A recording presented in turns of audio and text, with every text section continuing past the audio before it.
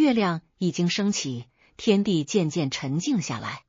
欢迎收听老张爱唠嗑。今晚我们聊聊王阳明。在漫长的中国历史长河中，聪明的人从不稀缺，但真正能被称为圣人的却寥寥无几。而王阳明恰恰是其中最特别的一位，因为他走向成圣的道路，并不是鲜花铺就的荣耀之路，而是一条被命运不断剥夺尊严、健康，甚至希望的绝境之路。他的一生其实恰好回应了一个让现代人反复焦虑的问题：为什么我们读了那么多书，明白了那么多道理，却依然活不好这一生？故事要从公元1508年的一个深夜说起，地点在贵州龙场。500年前，这里并非如今风景秀丽的旅游之地，而是大明版图上令人闻之色变的流放之地，终年被致命瘴气笼罩。在丛林深处，有一处阴冷潮湿的天然溶洞，后世称它为阳明小洞天。洞中几乎没有任何像样的摆设，只有一口寒气逼人的石棺。就在此刻，这口石棺里躺着一个活人，他叫王守仁，也就是后来名动天下的王阳明。这一年他36岁。借着洞口透进来的微弱月光，你几乎认不出眼前这个人曾是京城里意气风发的贵公子。他面容消瘦枯槁，胡须凌乱，整个人瘦得只剩骨架，看上去仿佛一具被风干的尸体。洞外是苗疆常见的毒虫爬行声，远处偶尔传来野兽凄厉的嚎叫，但他始终一动不动，因为他正在做一件既疯狂又极度冷静的事情，他在练习死亡。这幅画面充满了某种历史的荒诞感。按世俗的剧本来看，这位出身显赫、科举才华横溢的官宦子弟，本该端坐在北京宽敞明亮的官署里，一边品茶，一边指点江山。然而命运这个冷酷的编剧，不但剥夺了他的官职与名声，甚至连作为文明人的体面也一并夺走，把他丢进了这片被遗忘的荒蛮之地。他之所以躺在这口石棺中，是因为他忽然意识到，自己前半生读过的所有圣贤之书，在真正的苦难面前竟显得毫无力量。于是他把自己逼进这座石头做成的坟墓，试图跨越生死的界限，寻找那个支撑自己继续活下去的答案。现在，让我们把时间的指针从贵州那座阴冷潮湿的山洞向前拨回30年。故事的开端在浙江余姚，这里向来是江南文脉汇聚之地。而在余姚，王家是声名显赫的名门望族。王阳明的祖父王伦是一位隐居山林的竹林名士，一生淡泊功名，而他的父亲王华则是整个大明读书人仰望的榜样，后来高中状元，跻身帝国最顶层的官僚阶层。按常理来说，出生在这样一个书香世家的顶级家庭，王阳明的人生理应是一条笔直而顺畅的仕途大道。但命运似乎早早为他准备了不同的剧本。这位日后以讲学闻名天下的圣人，在生命的前5年里，竟然一直是个哑巴。整整5年，小王阳明既不哭闹，也不开口说话。对于一个以文字与言辞立身的儒家士大夫家族来说，这几乎是一场无声的灾难。你可以想象那样的画面，父亲王华望着这个沉默寡言的孩子，眼中的忧虑日复一日的加深。在那个时代，不会说话就意味着无法参加科举，而不能科举几乎等同于被排除在整个社会权力结构之外，只能沦为一个无所作为的废人。这种令人窒息的沉默，直到一位神秘僧人的出现才被打破。那是一个普通的午后，一位云游僧人经过王家门前。他没有上门化缘，只是站在门口，盯着正在玩耍的小王阳明看了许久。随后他摸了摸孩子的头，用一种既像惋惜又像调侃的语气，对旁边的祖父说了一句意味深长的话：好个孩儿，可惜道破。这句话当时让人费解。那时王阳明的名字还叫王云，在古人的语境里，云这个字太过清灵，太过高远，也仿佛泄露了天机。对于一个注定要在红尘世界中打滚的人来说，这样的名字反而锁不住魂魄。祖父王伦听懂了，他不仅听出了其中的玄学意味，也看见了背后的生存智慧。如果想在这个以儒家伦理为核心的帝国体系中立足，就不能做飘在天上的云，而必须落到地面，遵守人间的秩序。于是祖父翻开《论语》，儒家的经典典籍，从中选出了2个字：守仁。守仁意为恪守仁义，这不仅是一个新的名字，更像是一份沉甸甸的承诺。王家似乎在通过这个名字向外界宣示，他们已经把这个孩子从天上的云端拉回人间，要把他纳入儒家的规范之中，让他成为一个守规矩的人。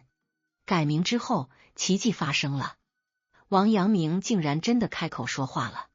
但这似乎也预示了他一生的命运，他的身体留在了世俗秩序之中，名为守仁，而他的灵魂却依旧像那朵无法束缚的云。自由与规训，灵魂与现实之间的拉扯，将贯穿他此后的整个人生。随着父亲王华高中状元，王家举家迁往帝国的中心北京。那时的北京城庄严宏大，空气中弥漫着权力的气息。11岁的王阳明被送进城中最好的私塾，与他同窗的几乎都是帝国未来的接班人。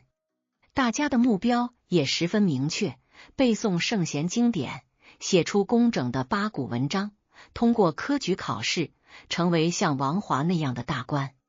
这是一条高度精密的官僚培养流水线。直到有一天，王阳明让这条流水线卡壳了。他在课堂上站了起来，问了老师一个在当时看来极其愚蠢，简直是脑子进水的问题：老师，何为第一等式？请注意这个问题的分量。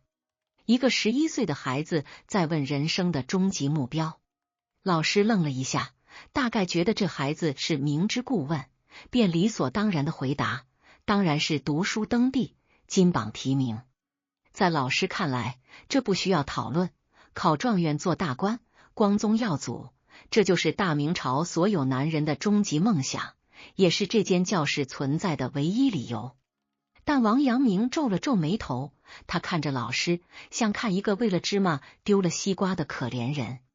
他说了一句让全班哄堂大笑的话：登第恐未为第一等事，或读书学圣贤耳。意思是考状元恐怕算不上什么头等大事，那只是个技术活。人这一辈子最重要的，难道不是做一个像孔子、孟子那样的圣贤吗？教室里充满了快活的空气，同学们笑得前仰后合，老师气得脸色发青，狠狠地训斥了这个不知天高地厚的狂徒。我们现在回看这一幕，会觉得很热血，但在当时，这是一个非常荒诞的场景。这就好比在一个顶级投行的面试现场，所有人都争着说我想赚几千万年薪，突然有个面试者站起来说：不，赚钱没意思，我的梦想是成为释迦牟尼。这不仅是不合时宜，简直是精神错乱。但王阳明的逻辑其实非常清晰，甚至比那个老师更务实。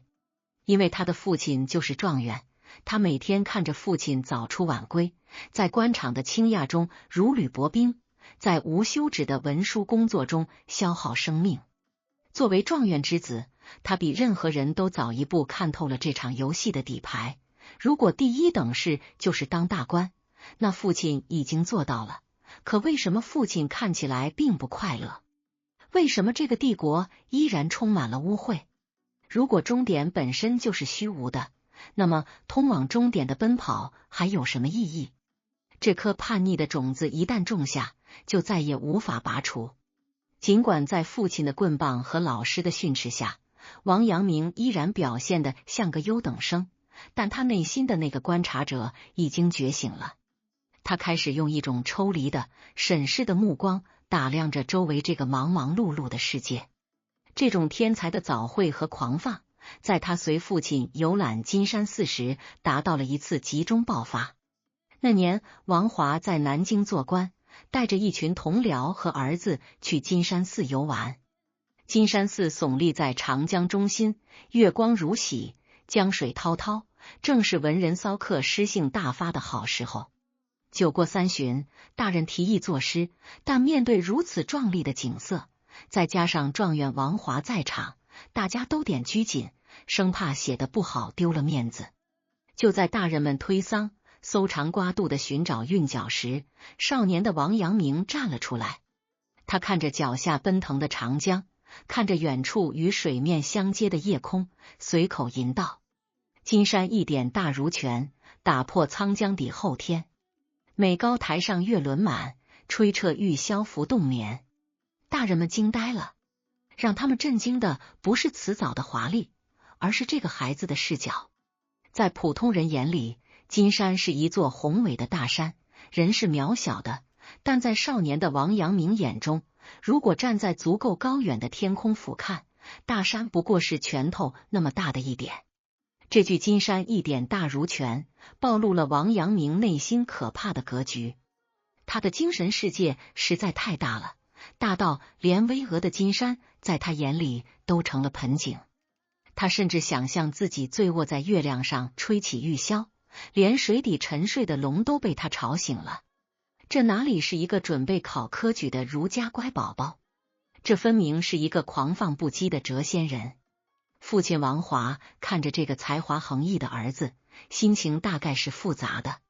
一方面，他为儿子的天赋感到骄傲；另一方面，作为深谙官场规则的老手，他感到了深沉的恐惧。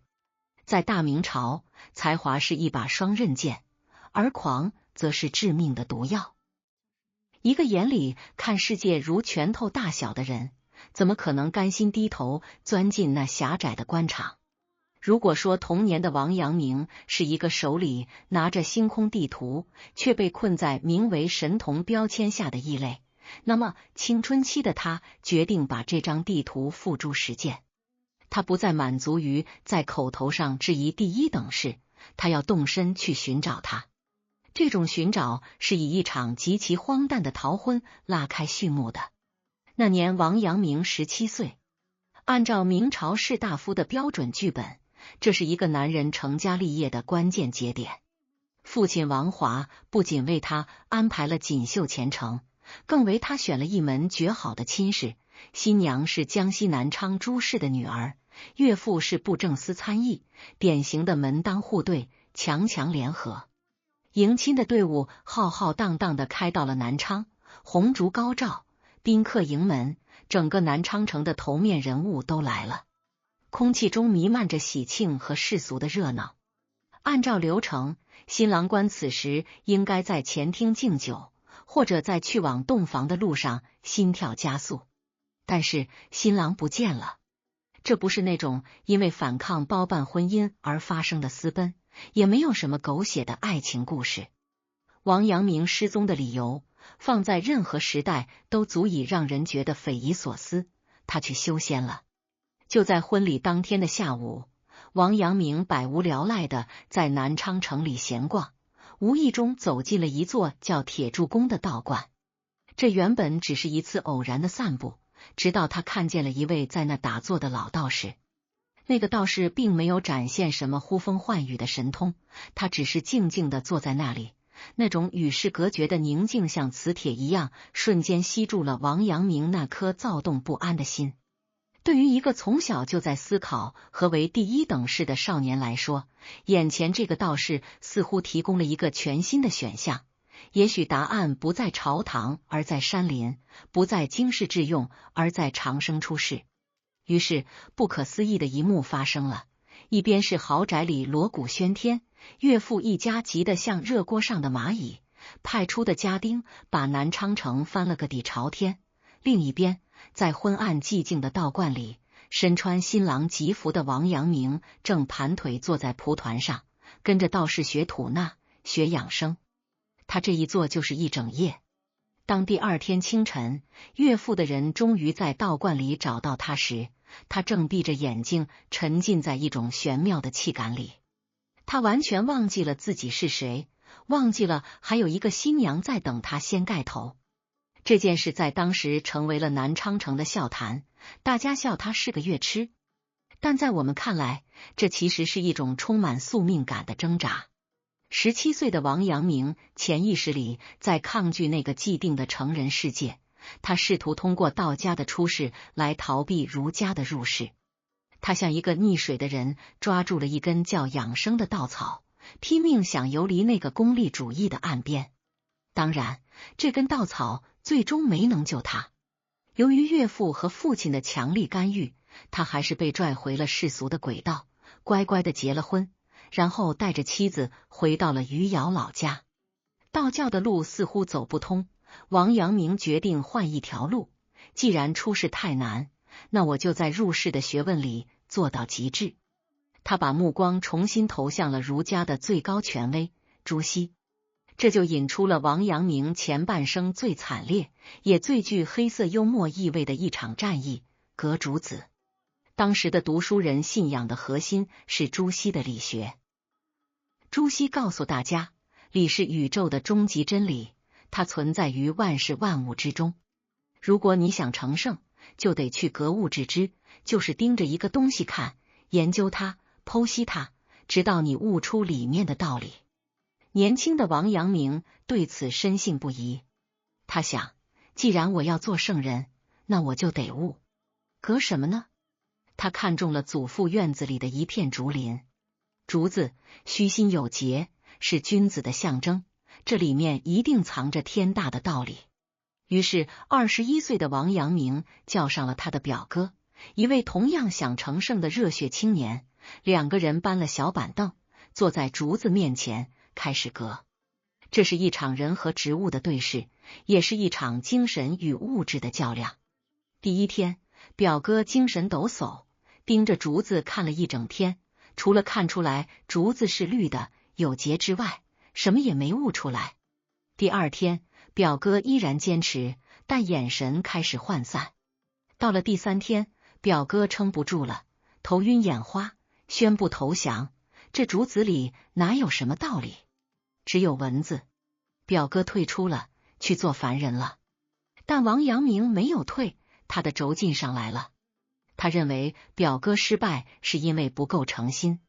他赶走了表哥，自己一个人孤零零地坐在竹林里。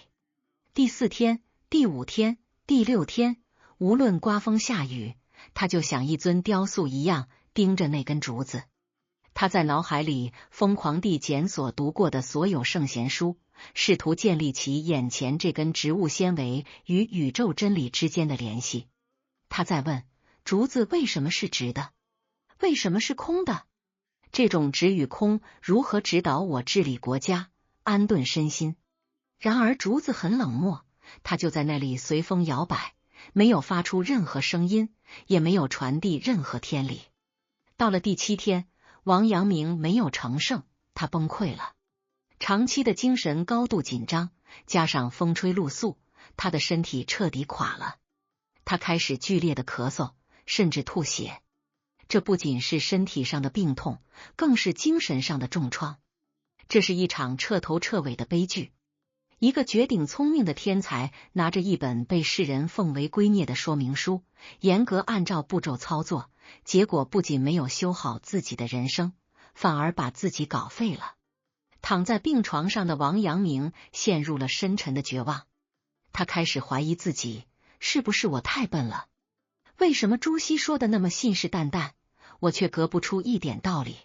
还是说，圣贤的境界本来就是骗人的，根本不存在？这次革竹的失败给王阳明留下了伴随一生的肺病根子，但也让他产生了一个极其危险的念头：也许向外去寻找真理，这条路根本就是错的。书本骗了他，朱熹骗了他，竹子也骗了他。带着病弱的身体和破碎的世界观，王阳明跌跌撞撞地走向了他人生的第3个关卡——科举。虽然他对科举早已不屑一顾，但作为状元的儿子，他必须给家族一个交代。然而，命运似乎决定要彻底打碎他的骄傲。22岁，王阳明第一次参加会试，信心满满，结果名落孙山。京城的舆论哗然，大家都在等着看状元之子的笑话，或者等着看他痛哭流涕。毕竟在那个时代，科举失败等同于否定了一个读书人存在的全部价值。但王阳明没有哭。面对那些假惺惺来安慰他的人，他说出了一句在当时看来死鸭子嘴硬，在今天看来却振聋发聩的话：是以不得地为耻，无以不得地动心为耻。世人都把没考上状元当作耻辱，但我却把因为没考上而感到羞耻这件事看作真正的耻辱。这句话是王阳明人生哲学的一道分水岭。在这里，他第一次把自我和遭遇剥离开来。科举落榜，这是一个客观的遭遇，是外部世界的评价体系，而动心是内在的情绪，是自我的主权。我可以输掉考试，但我不能输掉对自己心情的掌控权。如果我的喜怒哀乐完全被一张榜单绑架，那才是作为一个人的最大悲哀。3年后，25岁的王阳明卷土重来，第2次参加会试。这一次他依然才华横溢，依然是夺冠热门，结果再次落榜。有人说是因为考官嫉妒他父亲故意压制他，也有人说是因为他的文章太狂，不合考官胃口。不管原因是什么，现实就是这位天才再次被拒之门外。如果你是王阳明，你会怎么想？你会觉得老天不公吗？会觉得才华无用吗？连续的打击反而让王阳明的心变得像铁一样冷，也像水一样平静。他在京城组织诗社，谈笑风生，仿佛那个落榜的人根本不是他。这不是装出来的淡定，而是一种在无数次碰壁后生长出来的铠甲。在这里，我们看到的不是一个光芒万丈的圣人，而是一个处处碰壁的倒霉蛋。他想通过道教寻找自由，结果被抓回去结婚；他想通过朱学寻找真理，结果把自己割吐血；他想通过科举证明能力，结果连考连败。17岁到28岁，这是一个男人最宝贵的青春10年。对于王阳明来说，这10年是一场漫长的迷路。他敲遍了每一扇门，道教的门，理学的门，功名的门，每一扇门都对他紧闭，或者打开后发现是死胡同。命运似乎在用这种残酷的方式告诉他：别找了，外面没有路。这只是一张逐渐收紧的大网。就在王阳明终于在28岁那年考中进士，以为人生终于要步入正轨的时候，一张更大的带着血腥味的网已经在朝堂的阴影里张开了。时间来到了公元1506年，这一年王阳明35岁。在大明帝国的官僚体系中，这是一个尴尬的年纪。按照世俗的标准，此时的他已经不再是那个盯着竹子发呆的怪咖少年，而是兵部的一名主事。他穿着补服，戴着乌纱，每天在庞大的国家机器里处理公文，看起来已经完全被驯化成了一颗合格的螺丝钉。但是历史的宿命感往往就隐藏在这些看似平静的日常里。一场足以摧毁他、重塑他的巨大风暴正在紫禁城的红墙深处酝酿。当时的皇帝是著名的顽童武宗朱厚照。这位皇帝对治理国家没什么兴趣，却对玩乐情有独钟。权力的真空迅速被填补，以大太监刘瑾为首的八虎掌握了帝国的实际控制权。一群生理残缺、心理扭曲的宦官，成为了这个以儒家道德为基石的帝国的最高审判者。正直的官员开始被清洗。南京科道官戴显因为说了几句真话，就被刘瑾下令逮捕押往北京。满朝文武陷入寒蝉，大家都知道这时候谁敢站出来，谁就是往枪口上撞。但王阳明站出来了，他不是那种愣头青式的热血冲动，而是一种基于逻辑的必然选择。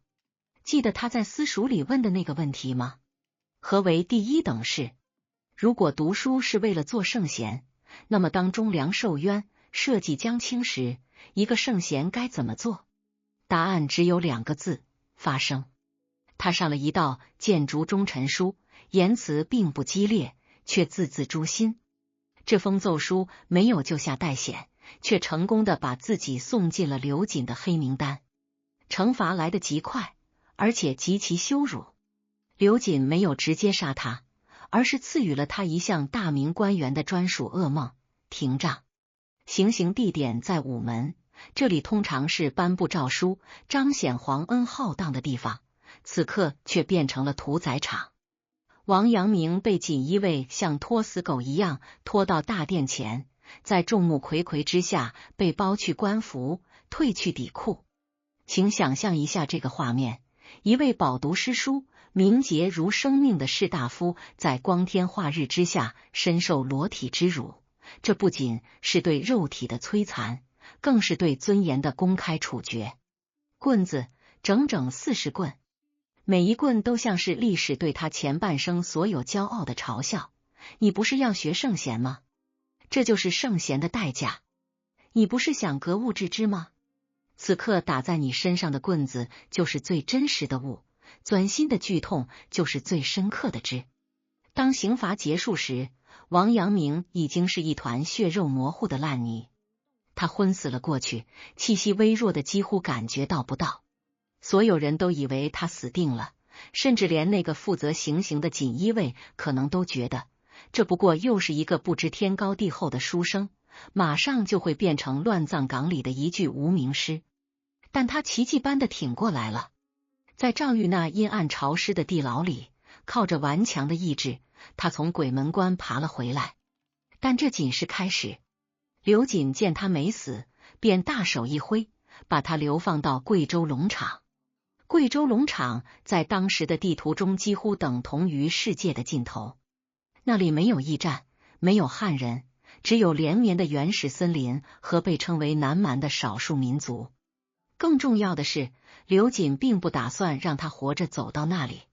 流放的路上，暗杀的阴影如影随形，锦衣卫的杀手就在身后不远处，像盯着猎物的狼。当王阳明行至杭州钱塘江边时，他面临着一生中最凶险的博弈，前有浩浩荡荡的江水，后有步步紧逼的追兵。如果是腐儒，可能会选择投江殉国留个清名；如果是莽夫，可能会选择拼死一搏，血溅五步。但王阳明展现出了他作为圣人的另一种特质——狡黠，或者说极高的生存智慧。他不需要一个悲剧英雄的虚名，他需要活下去。那个月黑风高的夜晚，他在钱塘江边上演了一出精彩绝伦的金蝉脱壳。他脱下自己的鞋子，整齐地摆在江边，又把衣冠扔在水里，伪造出一个投江自尽的现场。为了让这出戏更逼真，他还咬破手指，在一块岩石上题了一首绝命诗：百年沉寂悲欢集，一夜江涛气数虚。当杀手追到这里，看到江边的鞋子和绝命诗，那种任务完成的松懈感会瞬间冲昏头脑。毕竟一个文弱书生刚刚受了廷杖，又遭遇流放，心灰意冷跳江自杀，这太符合逻辑了，符合所有人的预期。就在杀手们对着滚滚江水复命的时候，真正的王阳明正蜷缩在一艘不起眼的商船底舱，随着波涛悄悄驶向福建。这一刻的王阳明彻底告别了过去那个循规蹈矩的王守仁，那个在意功名、在意评价，甚至在意儒家教条的优等生死在了钱塘江里。活下来的是一个为了真理可以不择手段，可以欺骗世界的亡命徒。然而逃亡的日子并不好过，他在福建的武夷山中短暂的徘徊过，甚至一度动了隐居做道士的念头。毕竟这红尘太脏、太累、太危险了。但在一个破旧的寺庙里，由于对父亲和祖母的思念，他占了一卦。卦象是明夷，这在周易里象征着日入地中，光明受损，但君子应坚守正道，以赦蒙难。这让他猛然惊醒，如果我现在隐居，那就是逃兵。我还没死，我的道还没成，我不能就这样消失在山林里。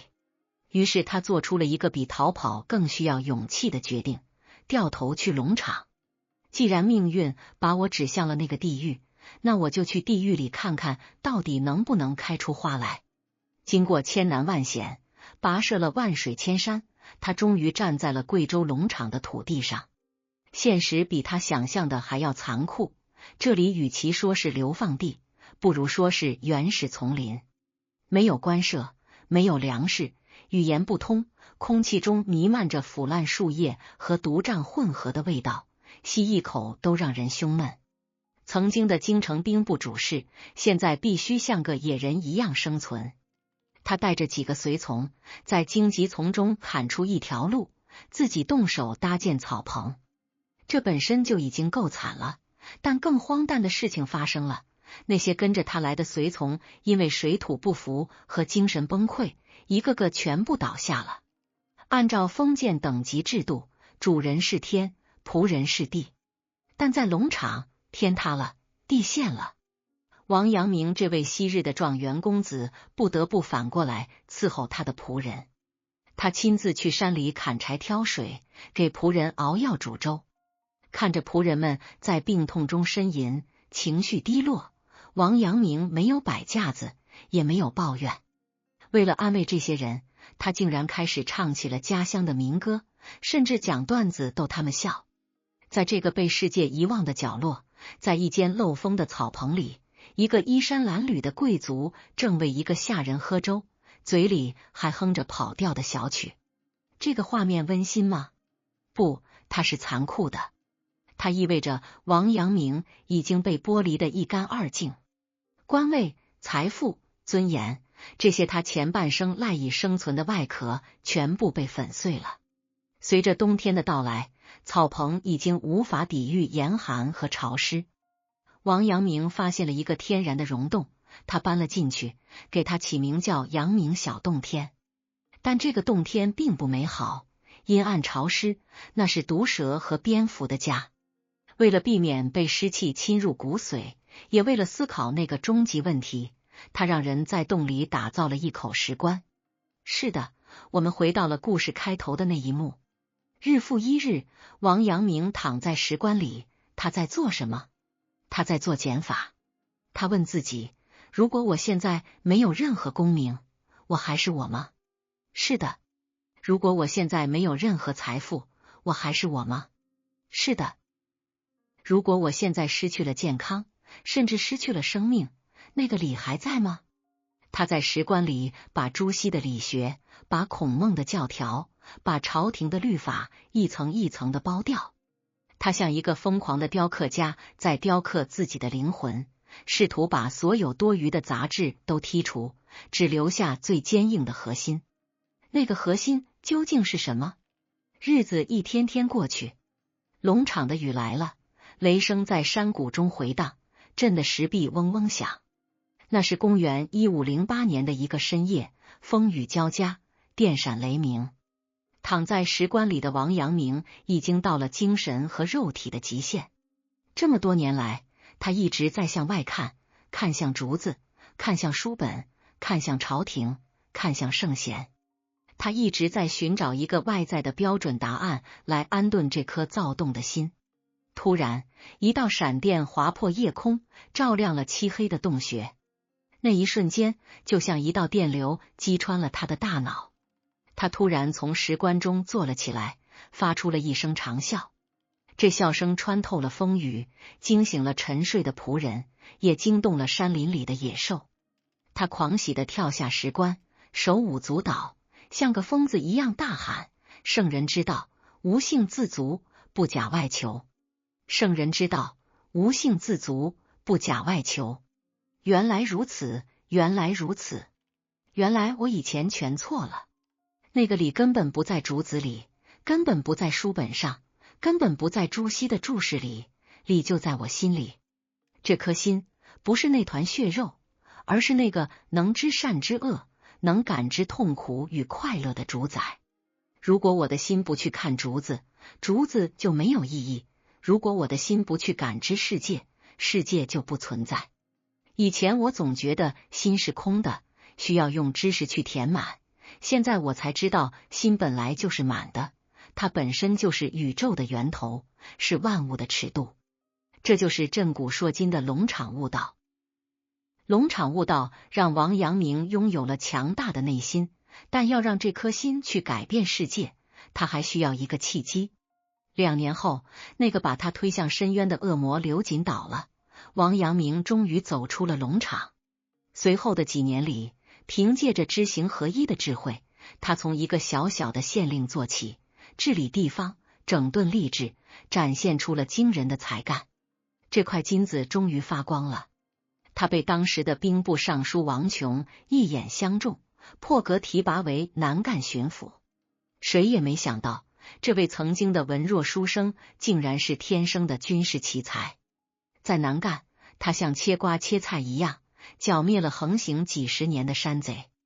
当时间推进到公元1519年，大明皇室内外发生了一场地震级别的叛乱，宁王朱宸濠造反了。这是一场实力悬殊到令人发指的对决。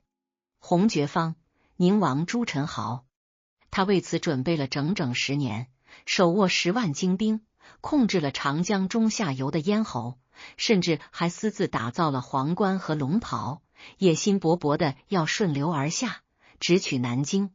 蓝角方，王阳明，此时他是南赣巡抚，手里不仅没有正规军，甚至连调兵的兵符都没有。他身边只有几百个原本用来抓山贼的老弱病残，以及一群临时凑数的衙役。按照常理，这是一场必死无疑的赌局。当叛乱的消息传来，整个江南官场瞬间崩溃，官员们要么逃跑，要么投降，要么已经在写遗书。但王阳明没有逃，不仅没逃，他甚至还有心情在船上跟弟子讲学。因为在他那个良知的雷达里，局势的胜负不取决于人数，而取决于心。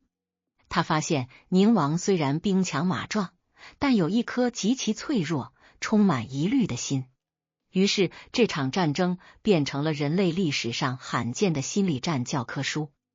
王阳明没有第一时间去调兵遣将，而是坐下来写书法。他伪造了一大堆兵部的公文，内容大概是：朝廷早就知道你要反，几十万大军已经埋伏好了，就等你出门。他把这些假公文通过间谍不小心泄露给宁王。如果是曹操那样的枭雄，可能一眼就看穿了，但宁王是个内心虚弱的投机者，他信了。这几张废纸硬生生把宁王的10万大军吓得在南昌城里趴了10几天，不敢动弹。就是这宝贵的10几天，给了王阳明喘息的机会。他利用这个时间差，迅速集结各地的散兵游勇，组建了一支杂牌军。等到宁王反应过来自己被耍了，恼羞成怒的率军扑向南京时，王阳明又做了一个极其疯狂的决定。他不救南京，反手去攻打宁王的老巢南昌。这就是兵法里的围魏救赵，但王阳明用得更狠。攻下南昌后，他没有休整，而是在鄱阳湖上与回援的宁王大军展开了最后的决战。那是一场惨烈的厮杀，火光染红了湖面，箭矢如雨。在最危急的时刻，王阳明依然站在船头，面无惧色。他下令用火攻，借着风势将宁王的连环船阵烧成了一片火海。仅仅35天，从宁王起兵到他被生擒活捉，仅仅用了35天。一场可能导致大明江山易主、生灵涂炭的浩劫，就这样被一个读书人用几张假公文和一场火干脆利落地平息了。这在大明历史上是一个奇迹，也是一个巨大的讽刺。那些平日里谈兵法的将军们束手无策，反倒是一个讲治良知的哲学家展现出了最冷酷、最高效的杀伐手段。当弟子们惊叹于老师的用兵如神时，王阳明却显得异常疲惫。他看着满目疮痍的战场，写下了那句流传千古的名言：破山中贼易，破心中贼难。这句话里藏着深沉的孤独。他意识到，消灭一个朱宸濠并不难，难的是消灭人心中的贪婪、恐惧和虚荣。朱宸濠是因为心中的贼对皇位的贪欲才走上了绝路，而朝廷里的那些官员因为心中的贼对权力的畏惧才导致了局面的失控。甚至连他自己也要面对心中贼的考验。评判之后，更加荒诞的一幕发生了。那个爱玩的皇帝朱厚照带着一帮佞臣浩浩荡荡的南下，说是要亲征。结果到了半路，听说王阳明已经把仗打完了，皇帝很不高兴，你都打完了，朕玩什么？于是皇帝身边的小人暗示王阳明，不如把宁王放了，让皇帝再抓一次，或者你承认这仗其实是皇帝指挥的。面对这种令人作呕的政治闹剧，如果是年轻时的王阳明，可能早就拍案而起，再挨一顿廷杖了。但现在的他已经修炼到了另一个境界，他平静地交出了战功，称病隐退，把所有的荣耀都让给了那些无耻的小人。因为他知道他的良知不是为了争功，而是为了百姓免遭兵灾。只要战争不重演，名声这种身外之物扔了就扔了，这是真正的知行合一。他用行动证明了心学不是躲在书斋里的清谈，而是能在泥泞中打滚，在刀尖上跳舞的生存智慧。经历了这场人生的最高光与荒诞后，晚年的王阳明回到了老家绍兴。此时他的身体已经彻底垮了，年轻时隔竹子落下的肺病，加上战场的劳累，让他时日无多。他不再四处奔波，而是在绍兴的天泉桥边开设讲坛，度过了人生最后一段宁静的时光。那是公元1527年的一个秋夜，月光洒在天泉桥上，水波粼粼。王阳明设宴款待即将出远门的两位得意门生钱德洪和王龙溪。两位弟子正在为心学的一个核心问题争论不休。王阳明听着他们的争论，在这个生命的黄昏，他决定把毕生所学浓缩成最后的精华。他举起酒杯，缓缓念出了那4句著名的口诀，也就是后世所说的4句教：无善无恶心之体，有善有恶意之动。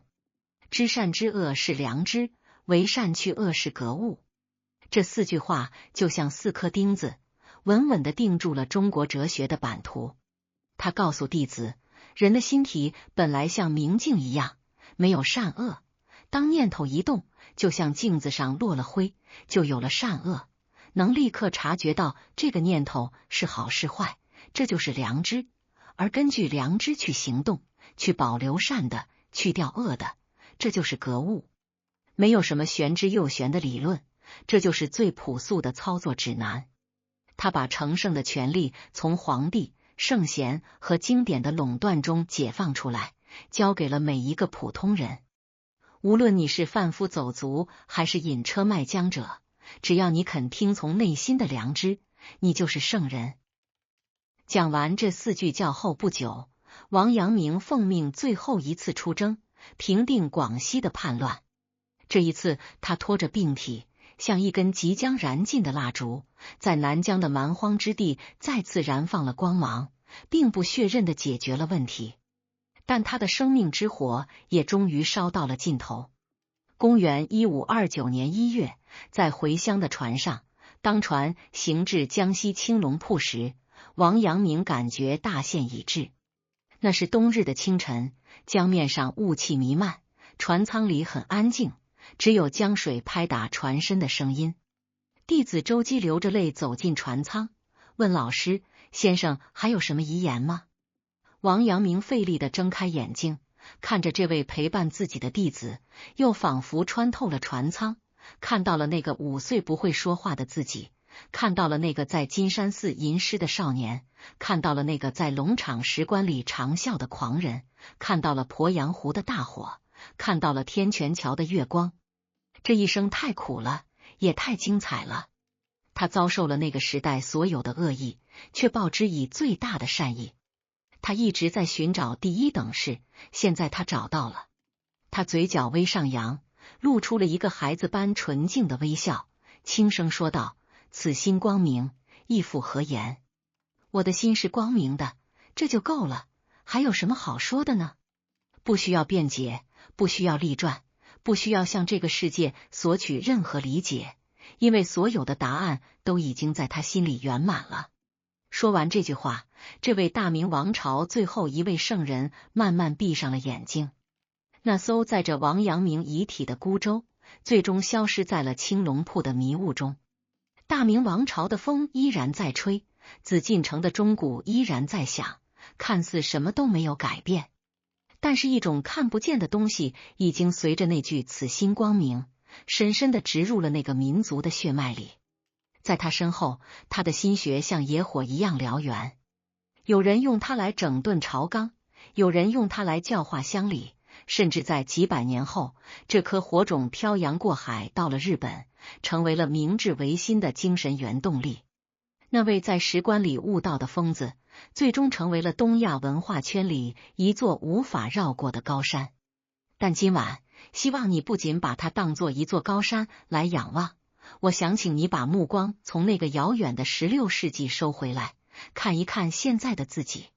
其实我们每个人都是那个还没悟道，还在对着竹子死磕的年轻王阳明。500年前，王阳明为了寻找天理，盯着竹子看了7天7夜，直到吐血。500年后，我们为了寻找所谓的成功和幸福，盯着手机屏幕，盯着股市 K 线，盯着别人的朋友圈，直到失眠、焦虑、身心俱疲。我们和年轻时的他一样，总觉得不够。我们觉得自己的知识不够多，所以疯狂地囤积网课；我们觉得自己的地位不够高，所以拼命地在职场厮杀；我们觉得内心空虚，所以不断地向外抓取名牌，抓取点赞，抓取那个所谓的更好的自己。这是一场跨越时空的荒诞剧。我们手里拿着最先进的科技产品，内心却依然像那个拿着朱熹理学的少年一样，陷入了认知的死胡同。我们以为只要向外跑得足够快，就能抵达幸福的终点；我们以为只要读的书足够多，就能过好这一生。但王阳明跨越500年的时光，站在那个龙场的石棺旁，只为了告诉你一个真相：别找了，外面没有你要的答案。那个让你过好一生的力量，不在书本里，不在大师的嘴里，也不在未来的某个宏伟目标，它就在你那颗原本具足的心里。你不是残缺的，你不需要被填补，你本来就是完整的。这听起来像是一个悖论，但却是最大的慈悲。你此时此刻的这颗心，无论它现在是焦虑的、疲惫的还是迷茫的，它本质上都像镜子一样明亮。那些烦恼只是落在镜子上的灰尘，那些恐惧只是挡在灯前的迷雾。你不需要去创造光，你只需要擦掉灰。500年前的那丛翠竹，在王阳明的眼中，或许并非单纯的植物，而是一道通往宇宙终极秩序的窄门。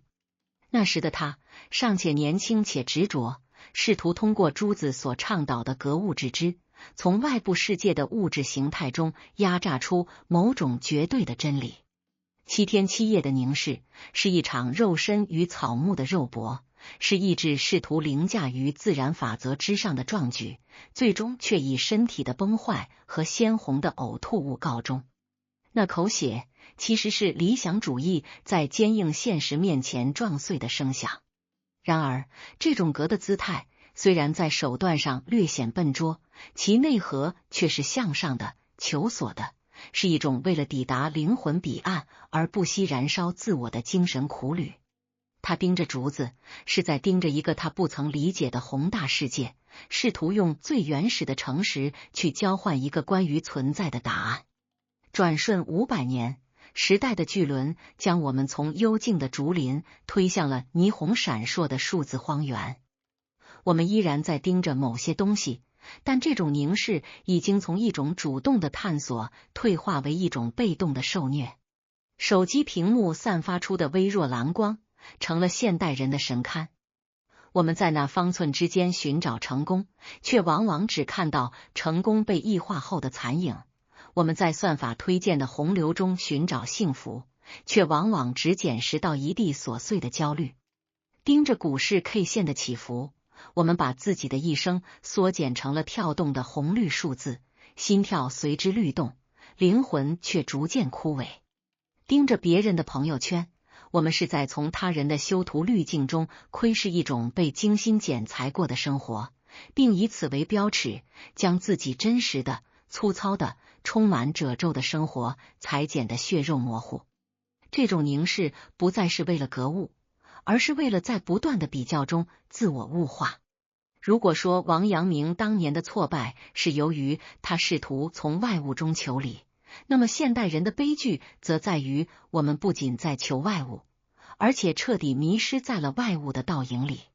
竹子是沉默的，它不会为了迎合谁而改变生长的姿态，但手机屏幕背后的逻辑却是贪婪且嘈杂的。每一个红点，每一条通知，每一段短视频，都是经过精密计算的诱饵，旨在通过多巴胺的廉价赏赐换取我们最宝贵的注意力资源。我们在这种凝视中逐渐丧失了深度阅读的能力，丧失了独处的勇气，甚至丧失了感受当下微风拂面的感官敏锐度。我们的焦虑并非来自于一无所有，而是来自于以为自己本可以拥有更多的幻觉。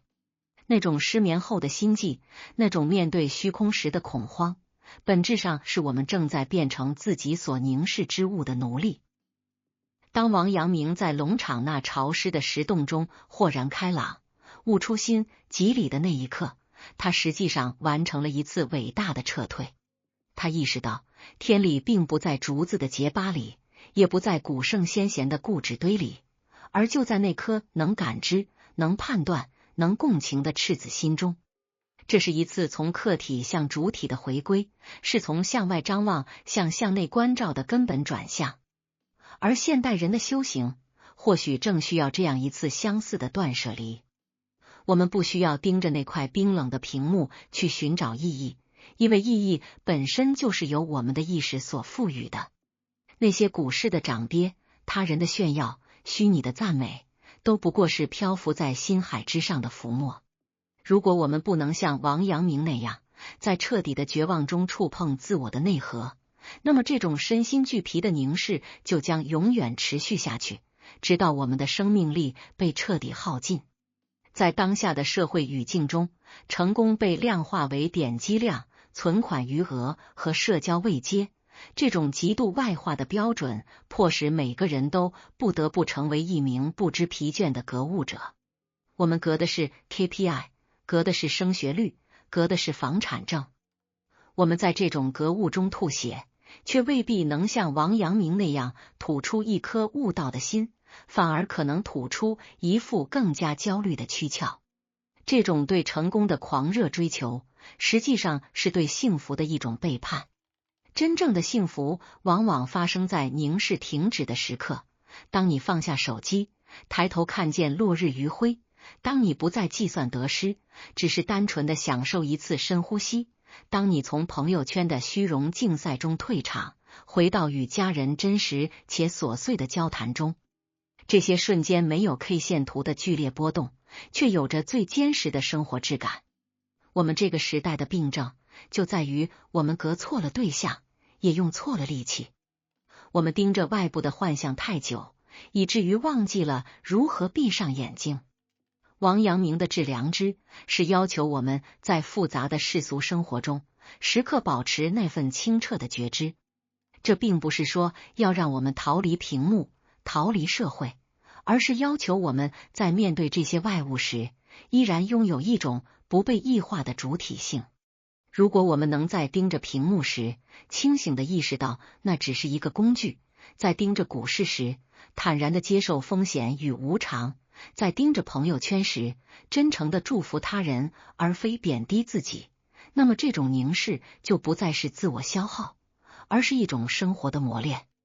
500年的时间跨度，让竹林变成了信息丛林，但人类对存在意义的饥渴从未改变。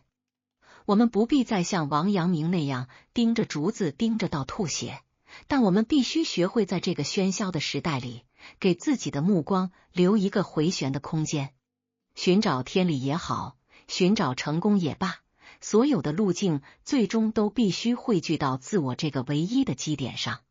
当某一天，我们能够坦然地关掉手机，让灵魂从那无尽的数字流中抽离出来，去直面内心的寂静与丰盈，那或许就是我们这个时代的龙场悟道。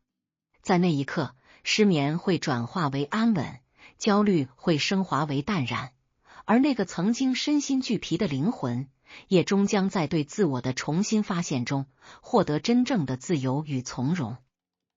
那么，既然提到了心态的转变，要不要我为您整理一份关于在快节奏生活中如何实践现代冥想或数字排毒的极简指南？这种对比的残酷性在于，王阳明的吐血是对真理的虔诚殉道，而现代人的焦虑则是对虚无的无谓投资。竹子在风中摇曳，那是自然界最本真的律动，它不增不减，不垢不净，只是静静地存在于大明王朝的阳光下。而我们面前的屏幕是一台精密运转的、永不停歇的欲望收割机，那由无数发光二极管组成的矩阵，每一秒都在跳动着海量的信息，像是一场永不落幕的幻术。我们盯着它，实际上是在盯着一个被算法精心裁剪过的名为生活的假象。在这个假象里，成功被定义为一种可以被无限量化的数据，幸福被简化为一种可以被瞬间捕捉的图像，而我们作为观察者，却在这一场观察中逐渐丧失了观察者本身的主体地位。当王阳明在竹林中倒下时，他触碰到的是肉体的极限，却也是认知的转折点。他意识到外求的道路是一条死胡同，于是才有了后来的龙场悟道，才有了那句震烁古今的心外无物。